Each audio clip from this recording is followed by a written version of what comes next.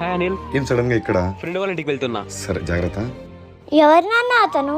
మా ఫ్యాక్టరీలో labour department లో వర్క్ చేస్తాను నాన్న.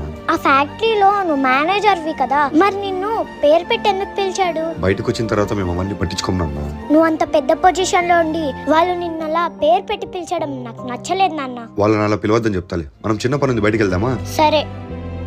Hi Navneet. Hi Anil, 2 minutes వచ్చి వస్తాను. ఎవరు నాన్న ఇతను? నా మేనేజర్ నాన్న. నువ్వే మేనేజర్, నీకు కూడా ఇంకొక మేనేజర్ ఉంటాడా? నాకీ మేనేజర్ ఉన్నాడు, ఆ మేనేజర్ కి మేనేజర్ ఉన్నాడు, ఆ మేనేజర్ కి మేనేజర్ ఉన్నాడు. సరే ఇప్పుడు ఆ మేనేజర్ ని సార్ అని పిలుస్తా, ఏమంటాడో చూద్దాం. ఏంటి అనిల్ సడన్ గా ఎలా వచ్చారు? ఏం లేదు సార్, మా పాప ఒకసారి మీ మేనేజర్ దగ్గరికి తీసుకెళ్ళమంటే. సార్ ఏంటి అనిల్ కొత్తగా?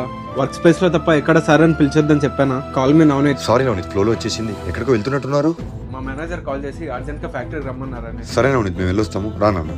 ఇక్కడికి ఎందుకు తీసుకొచ్చానో తెలుసా? మన మీద మనకి సెల్ఫ్ కాన్ఫిడెన్స్ ఉండాలి తప్పితే మనమే గొప్ప అన్న మనకి ఎప్పటికీ ఉండకూడదు నాన్న, గుర్తుపెట్టుకో సరేనా? సారీ నాన్న.